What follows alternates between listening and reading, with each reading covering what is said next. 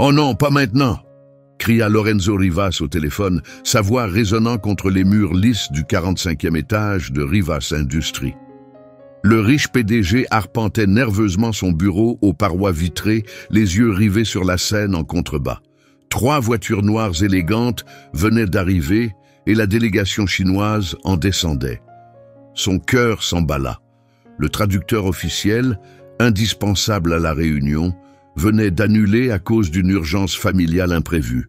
Dans seulement 15 minutes, les hauts dirigeants de la plus grande entreprise technologique chinoise s'asseoiraient à la table de conférence, prêts à finaliser un contrat de 200 millions de dollars. Un accord qui dépendait entièrement d'une communication claire et irréprochable. « Monsieur Rivas, j'ai contacté tous les services de traduction de la ville », dit Claudia, son assistante de direction, toujours le téléphone à l'oreille. Personne n'est disponible pour un rendez-vous aussi important avec si peu de préavis. Lorenzo tira sur sa cravate italienne en soie alors que des gouttes de sueur perlaient sur son front. Il avait mis 20 ans à bâtir Rivas Industries à partir de rien, et maintenant, tout risquait de s'effondrer parce que personne ne parlait la bonne langue. La délégation chinoise était réputée pour sa rigueur et son formalisme. Il n'accepterait jamais une application de traduction ou des gestes improvisés dans un cadre professionnel. Lorenzo le savait, et juste au moment où la tension atteignait son comble, une voix douce brisa le silence.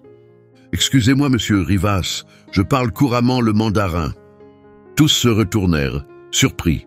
La voix venait de Julia Delgado, 28 ans, qui s'était arrêtée en essuyant un bureau dans un coin de la pièce. Elle portait l'uniforme bleu marine du personnel de nettoyage, un chiffon encore à la main. Depuis 3 ans, Julia travaillait discrètement à l'étage des dirigeants, efficace, polie et presque invisible pour ceux qui passaient devant elle chaque jour.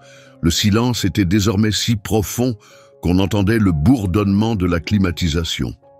Claudia fut la première à réagir avec un petit rire nerveux. « Julia, c'est très sérieux. On parle ici d'un contrat international majeur. » Lorenzo se tourna vers elle, l'observant attentivement, comme s'il la voyait vraiment pour la première fois. « Vous parlez mandarin ?» demanda-t-il, entre doute et espoir. « Mandarin, cantonais et un peu de taïwanais », répondit Julia, calme et assurée. « J'ai étudié les langues d'Asie de l'Est à l'université Howard avant de commencer à travailler ici. » Jamais Julia n'aurait imaginé que ces années passées à nettoyer les bureaux des dirigeants l'amèneraient à un moment pareil.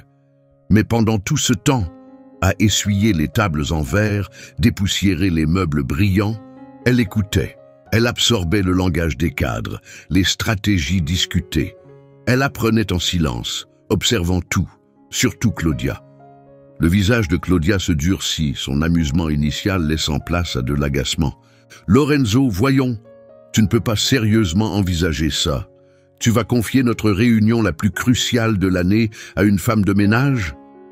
Mais Lorenzo hésita. Il y avait quelque chose dans la posture de Julia, dans l'assurance de sa voix. Il la regarda droit dans les yeux. « Prouvez-le, dit-il. Dites quelque chose en mandarin. » Julia prit une inspiration et se mit à parler. Son mandarin était parfait, fluide, sûr et élégant. Même si Lorenzo ne comprenait pas les mots, il sentait la justesse du rythme et la force tranquille derrière eux. « Qu'avez-vous dit ?» demanda-t-il, visiblement ému. « J'ai dit que c'était un plaisir d'être ici et que nous espérons que ce partenariat mènera à un succès mutuel, » expliqua-t-elle. C'est une formule de salutation classique dans les affaires en Chine. Claudia croisa les bras, l'air crispé. « Réfléchis à l'image que ça donne, » murmura-t-elle. « Que vont-ils penser en voyant une femme de ménage représenter ton entreprise dans une négociation de cette envergure ?» À cet instant, un souvenir traversa l'esprit de Julia, vif et précis. 6 mois plus tôt, elle était entrée dans les toilettes du personnel dirigeant et avait entendu Claudia sangloter au téléphone. Elle parlait de « cette fille du ménage qui rôde toujours près des réunions importantes, comme si elle pensait y avoir sa place. » Julia s'était discrètement éclipsée, faisant semblant de n'avoir rien entendu. Mais elle n'avait jamais oublié ces mots. Lorenzo regarda Giulia à nouveau. Il y avait dans son regard quelque chose de remarquable, une intelligence vive, une force tranquille. En 3 ans, elle avait écouté et appris plus que bien des costards qui arpentèrent ses couloirs. « Vous avez 20 minutes, dit-il, ignorant l'air stupéfait de Claudia. « Allez mettre une tenue professionnelle et rejoignez-moi en salle de réunion. » Giulia hocha la tête et partit aussitôt. Dès qu'elle eut quitté la pièce, Claudia siffla entre ses dents. « Tu as perdu la tête. Si ça tourne mal, ta carrière est fichue. » Mais Lorenzo n'écoutait déjà plus. Pour la première fois depuis longtemps, il avait le sentiment qu'il allait découvrir ce qui se passe quand le talent se cache juste sous nos yeux. Personne dans cette pièce ne pouvait imaginer depuis combien de temps Giulia se préparait à cette opportunité. Et Claudia, malgré ses airs et ses jugements silencieux, allait apprendre à ses dépens qu'on ne juge jamais quelqu'un sur son apparence.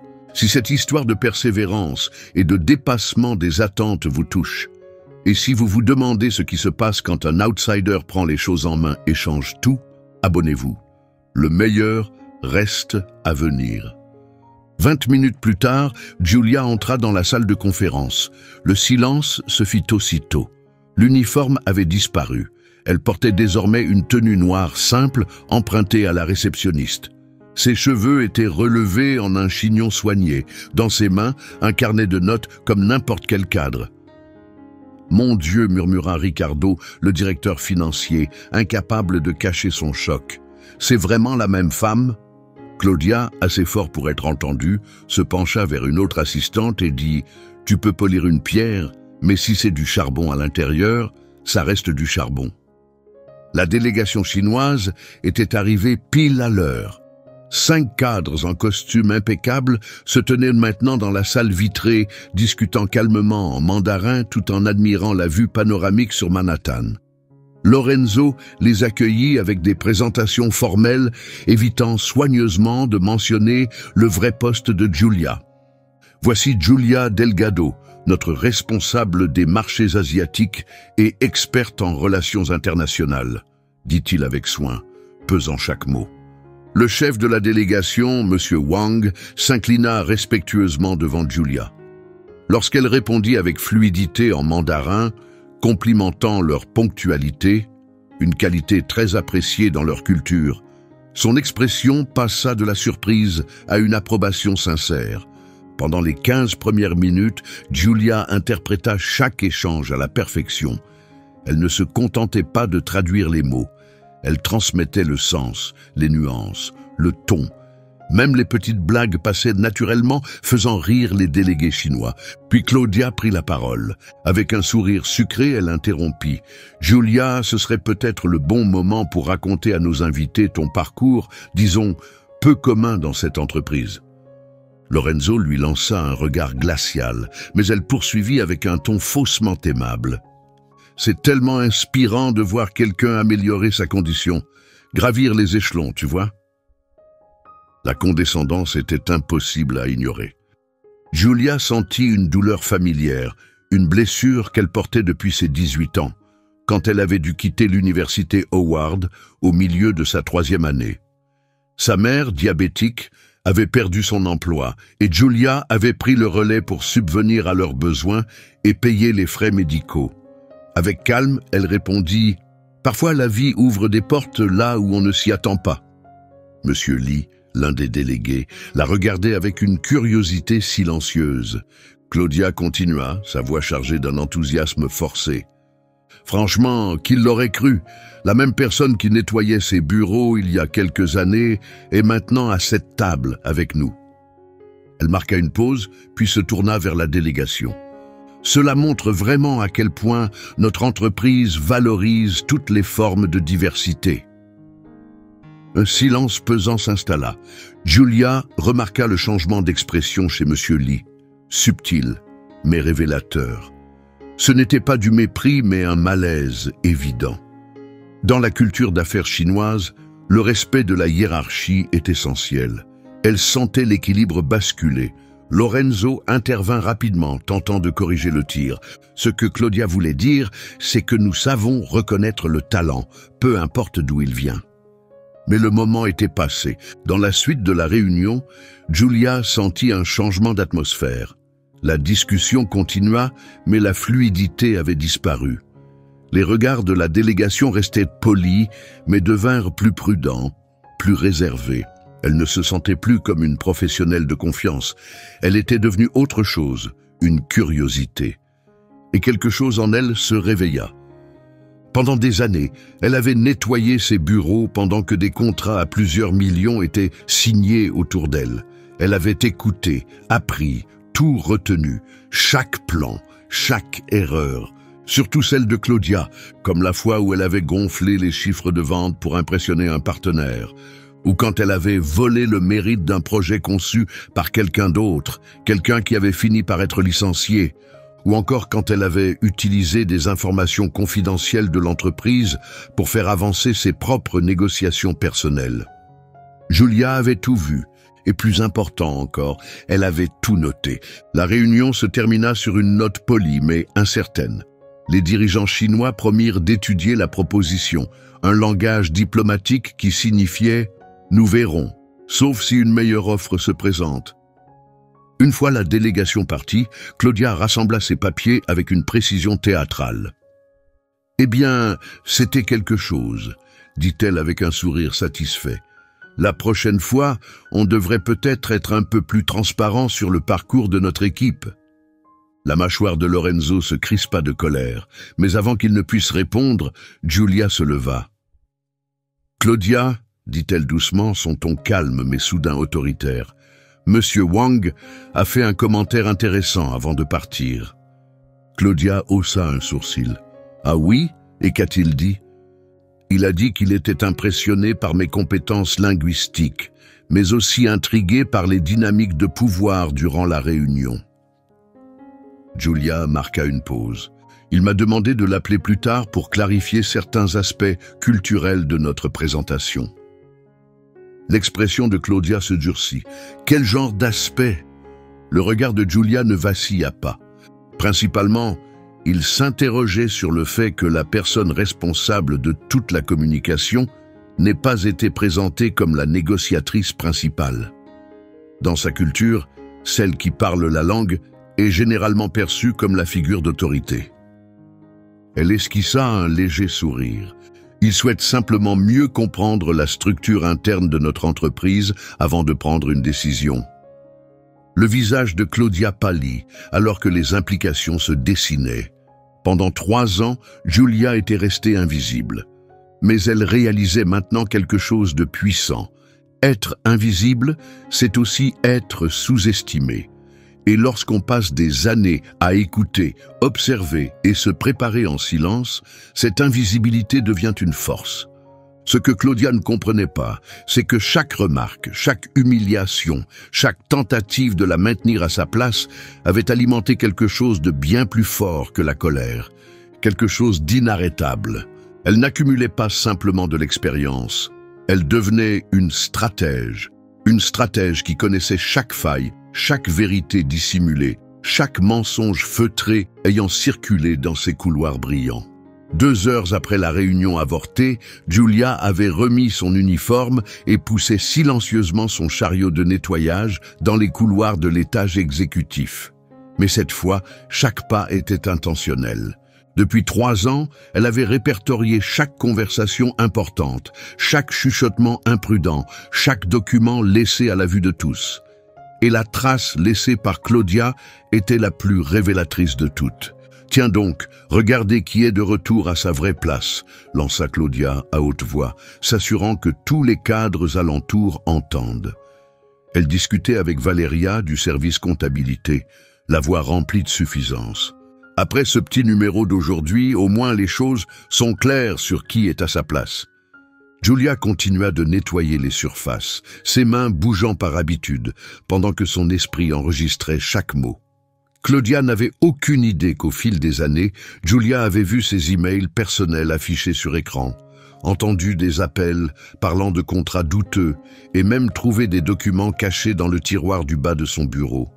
Des documents liés à des manœuvres peu scrupuleuses visant à évincer de plus petites entreprises. « Tu sais ce qui est vraiment frustrant ?» ajouta Claudia, poursuivant son petit spectacle. C'est que Lorenzo ait réellement cru qu'une femme de ménage pouvait sauver une négociation à 200 millions, comme si passer la serpillière suffisait à mériter une place à la direction.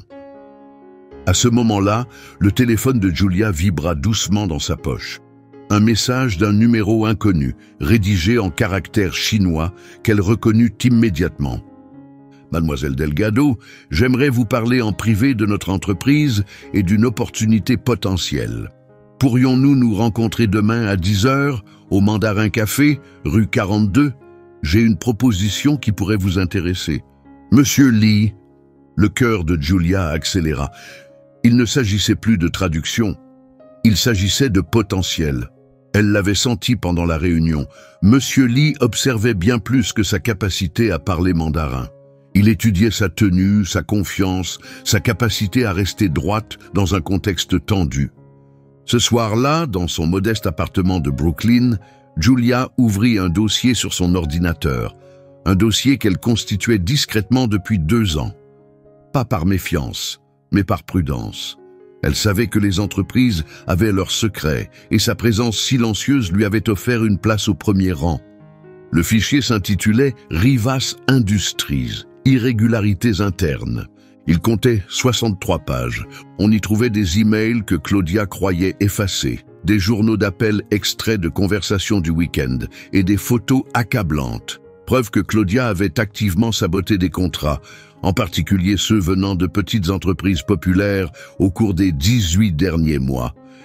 Julia l'avait vu mentir à des clients, s'attribuer le mérite du travail d'autrui et utiliser son influence pour bloquer des promotions à des employés qu'elle jugeait pas assez représentatifs de l'image de l'entreprise. Le lendemain matin, à 10 heures précises, Julia arrive au Mandarin Café. Elle portait une tenue simple mais élégante, achetée avec ce qu'il restait de ses économies d'université. Monsieur Lee était déjà installé, accompagné d'une femme élégante qui se présenta comme Mei-Lin Zhang, vice-présidente du développement international. « Mademoiselle Delgado », commença Monsieur Lee en anglais, avant de passer sans effort au mandarin. « Hier, je n'ai pas seulement remarqué votre aisance linguistique, j'ai vu quelque chose d'encore plus précieux, votre capacité à rester calme sous pression. » Mei-Lin se pencha légèrement. Notre entreprise développe ses opérations en Amérique du Nord. Nous avons besoin de quelqu'un qui comprend à la fois la culture des affaires orientales et occidentales. Quelqu'un qui sait comment une entreprise fonctionne réellement, pas seulement sur le papier. Et quelqu'un, ajouta Monsieur Lee avec un léger sourire, qui sait rester droite face à des esprits étroits en haut lieu. Pendant les 2 heures qui suivirent, Julia parla avec clarté et précision de stratégie de marché, de négociations interculturelles et des angles morts dont souffraient souvent les entreprises américaines lorsqu'elles traitaient avec des investisseurs asiatiques. Elle évoqua même, avec prudence, certains comportements douteux observés dans d'autres sociétés sans jamais citer de nom, mais en laissant entendre la profondeur de ses connaissances. À la fin, Mei-Lin fit glisser une carte de visite sur la table. Julia lut le nom. Delgado & Associates, International Consulting. En dessous, un salaire 5 fois supérieur à celui qu'elle gagnait chez Rivas. « Réfléchissez-y, s'il vous plaît, » dit M. Lee en se levant. « Mais il y a une condition. Nous aimerions votre aide pour enquêter sur certaines incohérences dans les contrats de Rivas.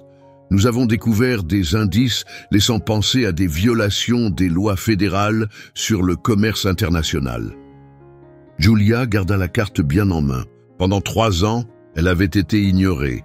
Et voilà que 2 des figures les plus influentes du monde des affaires asiatiques l'invitaient à un partenariat, fondé sur le respect, les compétences et la vérité. « Une réunion d'urgence est prévue demain chez Rivas », ajouta doucement Mei-Lin. « On nous a informé que la délégation chinoise a déposé une plainte officielle concernant ces irrégularités. Il serait peut-être intéressant d'y assister. » Ce soir-là, Julia appela sa mère. « Maman, dit-elle en souriant, tu m'as toujours dit que la patience était la plus grande force d'une femme intelligente. »« Bien sûr, répondit sa mère. Pourquoi ? Parce que je viens enfin de le comprendre. » En raccrochant, elle regarda la ligne d'horizon de Manhattan scintiller dans la nuit. Julia savait que le lendemain changerait tout. Le lendemain, Claudia, et toute Rivas Industries, comprendraient qu'ignorer quelqu'un pendant 3 ans ne diminue pas sa puissance, ça la renforce. Car Julia n'était plus une simple observatrice silencieuse, elle était devenue une tacticienne, une femme qui connaissait les fissures du système, les zones d'ombre où la vérité se cache et le moment exact pour entrer en scène. Et cette fois, personne ne l'avait vue venir. Le lendemain matin, l'atmosphère dans la salle de conférence de Rivas Industries était lourde.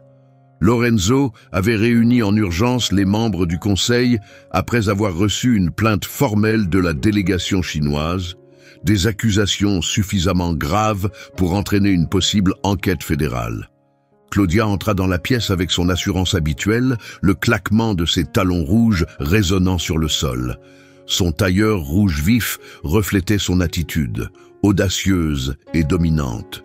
Elle avait passé la nuit à peaufiner sa défense, prête à rejeter la faute sur la femme de ménage incompétente que Lorenzo avait eu l'audace d'inclure à la réunion de la veille. « Bien », commença-t-elle en s'adressant aux 7 membres du conseil autour de la longue table, « j'imagine que nous sommes ici pour discuter du désastre d'hier. Comme je l'avais prédit, laisser une employée non qualifiée gérer une négociation de cette ampleur était une erreur grave. Et nous voilà maintenant face à une perte de 200 millions de dollars. À cet instant, la porte s'ouvrit doucement. Julia entra, vêtue d'un tailleur gris élégant, non emprunté, mais acheté grâce à la prime, à la signature qu'elle avait reçue la veille. Une mallette en cuir à la main, elle afficha une expression calme, confiante. Elle prit place à côté de Lorenzo avec l'assurance de quelqu'un qui avait enfin trouvé sa place. « Désolé pour le léger retard », dit Julia d'une voix posée. « Je finalisais quelques documents importants pour notre réunion. » Claudia se raidit, l'irritation traversant brièvement son visage. « Avec tout le respect que je vous dois, Lorenzo, lança-t-elle sèchement, que fait-elle ici? Cette réunion est réservée aux cadres. »« Elle est ici, » répondit Lorenzo d'un ton froid, « parce que la délégation chinoise a expressément demandé sa présence pour clarifier les préoccupations qu'ils ont soulevées. » Julia ouvrit son ordinateur portable et le connecta au projecteur. « Monsieur Lee m'a contacté hier, » dit-elle, « au sujet de préoccupations spécifiques concernant des irrégularités dans les contrats de Rivas Industries. Il semblerait qu'ils aient découvert des indices de manipulation d'appels d'offres et d'ingérence délibérée contre des entreprises concurrentes. » Claudia se leva brusquement de sa chaise. « C'est absurde! Quelle preuve une femme de ménage pourrait-elle bien avoir sur des affaires exécutives ?» Julia offrit un sourire calme, presque tendre. « Le genre de preuve qu'on collecte quand personne ne vous remarque pendant 3 ans et que les gens parlent librement, en pensant que vous êtes invisible. » Une lueur de panique traversa le visage de Claudia. La première diapositive apparut, un email interne envoyé 6 mois plus tôt. Ce message de Madame Hartley à Mills Corporation, expliqua Julia, contient des informations confidentielles sur les propositions d'Alberto Dominguez & Co., l'un de nos concurrents directs à l'époque. Un silence absolu s'installa dans la salle. Claudia ouvrit la bouche, mais Julia continua. Cet ensemble de documents montre ensuite comment elle a gonflé les budgets de projets dirigés par des employés issus de minorités. Les écarts ont entraîné des annulations, qui ont ensuite été imputées à un prétendu manque de classe ou d'expérience de ces employés subalternes. Une à une, Julia présenta des feuilles de calcul falsifiées, des notes internes et même des enregistrements audio issus des caméras de sécurité du bâtiment. Elle avait archivé chaque détail, chaque murmure, chaque mensonge. « C'est un coup monté !» cria Claudia en se levant brusquement. « Elle invente tout ça pour se venger. J'ai révélé à tous sa vraie position, c'est une vendetta. » Impassible, Julia passa à la diapositive suivante. « Monsieur Lorenzo, l'enregistrement que je vais diffuser a été capté il y a 8 mois par le système de surveillance du bâtiment. » La voix de Claudia résonna dans la pièce. « On ne peut pas laisser quelqu'un qui récurait nos sols se croire prête à mener des négociations. » Claudia pâlit. Elle se souvenait de cette conversation, un échange privé avec Ricardo censé rester entre eux, mais Giulia en avait l'enregistrement, mot pour mot. Et cet extrait, ajouta Giulia en lançant un autre fichier, date d'il y a seulement 2 semaines. On l'entend donner l'ordre à la réception de jeter les CV des candidats qui, selon ses mots, ont l'air de venir du mauvais quartier. L'un des membres du conseil, M. Alberto Dominguez, un cadre noir de 60 ans avec 15 années d'ancienneté dans l'entreprise, se pencha en avant, le visage grave. « Claudia, est-ce que tout cela est vrai ?»« C'est sorti de son contexte, balbutia-t-elle, la voix brisée. Vous ne comprenez pas la pression que je subis pour maintenir un certain niveau. Les standards de l'entreprise, déclara Giulia d'un ton ferme, sont censés inclure l'éthique, l'équité et le respect des lois antidiscrimination. Tous ont été ignorés à plusieurs reprises au cours des 18 derniers mois. Lorenzo se tourna vers Claudia, le visage impassible. Vous avez 30 secondes pour expliquer pourquoi vous ne devriez pas être renvoyé et signalé aux autorités. Claudia balaya la salle du regard, cherchant un soutien, un regard complice. Mais elle ne rencontra que des visages fermés, de l'incrédulité, du dégoût. « Vous commettez une énorme erreur », murmura-t-elle, la voix tremblante. « Ce n'est qu'une femme de ménage rancunière d'un quartier pourri qui… » Lorenzo l'interrompit. « Elle, dit-il d'une voix claire et définitive, est notre nouvelle directrice des relations internationales. » Il la regarda droit dans les yeux. « Et vous êtes renvoyé !» Le silence tomba sur la pièce. Claudia resta figée, le corps légèrement tremblant alors que tout s'écroulait. 15 années à gravir les échelons, anéanties en quelques minutes. Et de l'autre côté de la table, Giulia restait assise, stable, sereine et enfin visible. « Vos accès seront immédiatement désactivés », déclara Lorenzo, le ton glacial. « La sécurité vous accompagnera pour récupérer vos affaires personnelles. » Il marqua une courte pause, mesurant l'ampleur des révélations avant d'ajouter « Et Claudia, tout ce que nous avons vu aujourd'hui sera transmis directement au procureur fédéral. » Alors que les agents de sécurité s'approchaient, Claudia lança à Giulia un dernier regard empoisonné.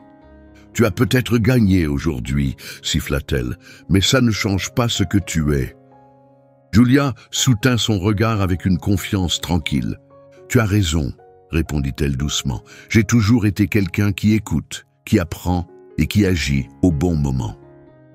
La seule différence, c'est que maintenant, je suis exactement là où j'ai toujours eu ma place. » 3 heures plus tard, après que le conseil eut officiellement voté en faveur de la promotion de Giulia, Lorenzo l'appela à l'écart. « Comment as-tu réussi tout ça ?»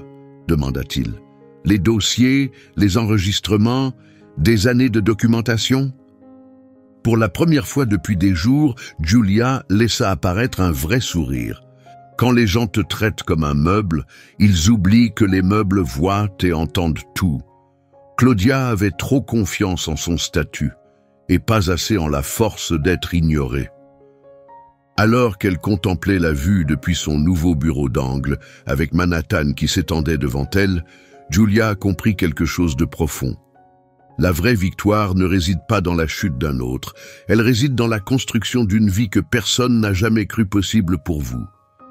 6 mois plus tard, Giulia Delgado était assise derrière son bureau en verre au 38e étage de Rivas Industries, examinant une nouvelle série de partenariats avec des entreprises à travers l'Asie. Le bureau était couvert de documents, certains en anglais, d'autres en mandarin et en cantonais. Ces contrats seuls avaient déjà généré plus de 400 millions de dollars de nouveaux revenus. « Giulia, les délégués sud-coréens viennent d'arriver », annonça Valeria, désormais son assistante personnelle. « Ils sont impatients de rencontrer la femme qui a triplé notre présence en Asie. » Giulia jeta un regard vers la skyline de la ville, autrefois le décor silencieux de son rôle invisible. Aujourd'hui, elle était l'une des dirigeantes internationales les plus respectées de Manhattan. Son nouveau salaire de 300 000 $ lui avait permis d'offrir à sa mère les meilleurs soins pour son diabète. Julia avait également repris ses études pour terminer son master via un programme exécutif à l'Université Columbia. « Et l'interview avec Forbes la semaine prochaine ?» demanda Valeria en consultant l'agenda. « Confirmé », répondit Julia en ajustant son blazer bleu marine, non pas par nécessité, mais parce qu'elle le choisissait. « Ils veulent me mettre en avant dans leur liste des jeunes femmes dirigeantes les plus influentes du pays. » De l'autre côté du fleuve, dans un modeste appartement du Queens, Claudia était seule. Le luxueux condo de Manhattan avait disparu depuis longtemps. Sa table basse était encombrée de factures médicales liées à ses séances de thérapie et de lettres de refus d'entreprise qui ne rappelaient plus. L'enquête fédérale avait été sévère, une amende de 50 000 $ et une interdiction de 5 ans d'occuper un poste de direction dans toute entreprise liée à des contrats gouvernementaux. Son nom avait fait la une des journaux comme exemple de toxicité en entreprise, et plus aucun employeur sérieux ne voulait d'elle dans un rôle de leadership. Ce matin-là, elle avait vu le visage de Julia en couverture de Business Week, fièrement debout aux côtés de dirigeants chinois. La légende disait « la traductrice qui a redéfini le commerce mondial ». La morsure de l'ironie était brutale. Chez Rivas, Lorenzo s'adressait au conseil lors de la réunion trimestrielle. « Julia Delgado n'a pas seulement sauvé notre contrat avec la Chine », déclara-t-il avec fierté. « Elle a ouvert des portes que nous n'aurions jamais pensé pouvoir franchir. » Monsieur Alberto Dominguez, le membre du conseil chevronné qui avait assisté à la confrontation avec Claudia, se leva. « En 40 ans de carrière, commença-t-il, j'ai rarement vu une transformation comme celle que Julia a apportée à cette entreprise. Elle a prouvé que le vrai talent ne dépend ni de la classe sociale, ni de l'apparence, et qu'il ne se trouve jamais dans les préjugés. » La salle éclata en applaudissements tandis que Julia restait assise, humble. Il y a à peine 7 mois, elle nettoyait encore cette même pièce.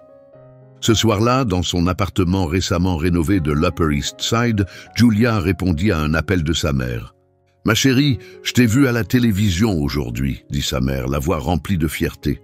« Tu as parlé avec tant de justesse des secondes chances et de la force intérieure. » « J'ai eu une bonne enseignante, » répondit Julia en souriant. « Tu m'as toujours dit, les gens peuvent essayer d'éteindre ta lumière, mais ils ne peuvent jamais t'enlever ce que tu sais ou qui tu es. » Lors de cette même interview télévisée, le journaliste avait demandé à Julia si elle gardait de la rancune envers Claudia.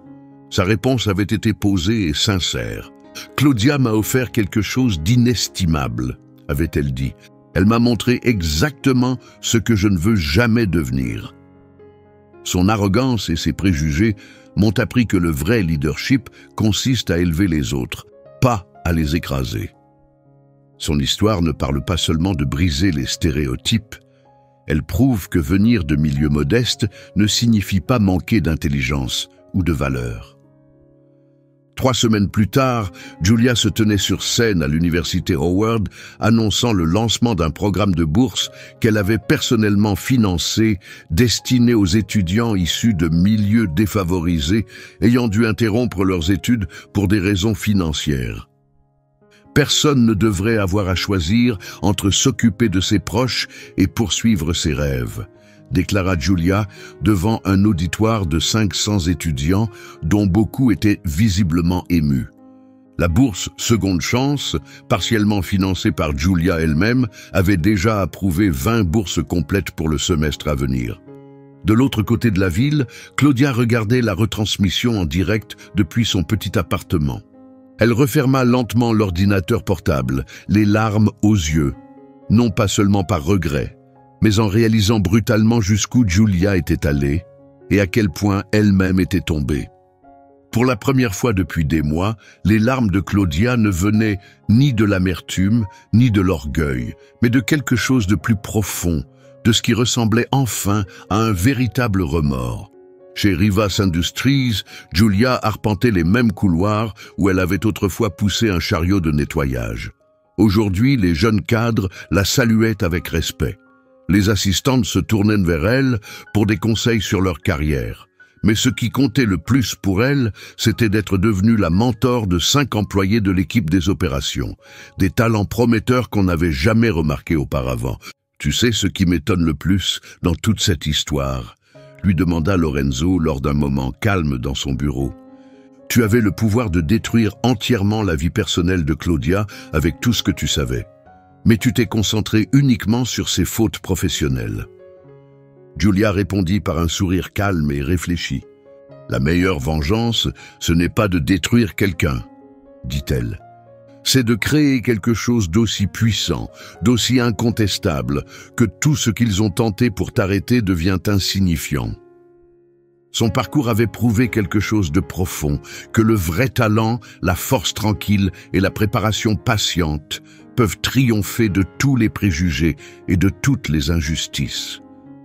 Giulia avait transformé 3 années d'invisibilité en son plus grand avantage.